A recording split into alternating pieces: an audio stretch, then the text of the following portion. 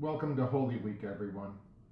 This week I simply want to share with you parts of an article that I read in the National Catholic Reporter by Michael Sean Winters regarding the suffering in Ukraine, how it's challenging our faith, and how during this Holy Week perhaps we can sit in solidarity with the people.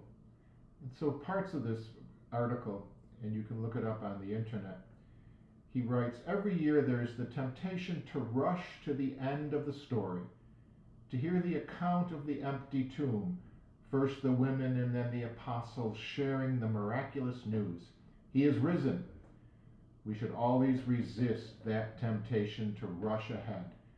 We know how the story ends, but we need to sit with the sense of bewilderment and loss that the followers of Jesus felt as their hope that Jesus would be the Messiah, as that hope crashed in the catastrophe of Golgotha.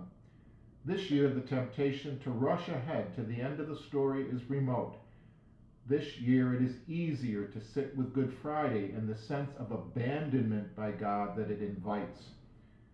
We definitely want to hope with the psalmist. Those who go out weeping, carrying seed to sow, will return with songs of joy, carrying sheaves with them. Psalm 126. But this year we ask ourselves, how can we? Instead, we find ourselves muttering the lament, how long, O Lord, will you forget me forever? As we look to the dead in Ukraine, it's easier to remember the crucified Lord than the risen Lord, the God who is broken and beaten and murdered, not the glorified Son of God who reigns above. With Jesus they sigh, my God, why have you abandoned me? In the end, we are mute before this suffering. Words fail us, and only tears bring solace.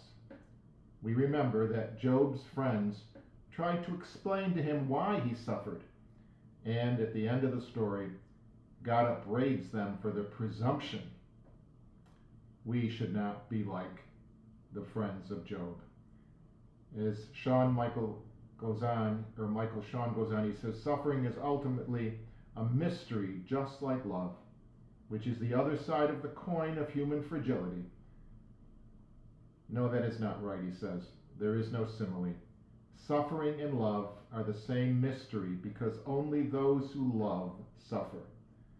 Suffering, whether in Ukraine today or on Golgotha 2,000 years ago, is the face of love in the midst of evil. As Christians, we must always resist evil, but we must also embrace the suffering in obedience to the example of the Master. How important it is for this Holy Week for all of us to sit with the people of Ukraine in solidarity and connect it to Good Friday.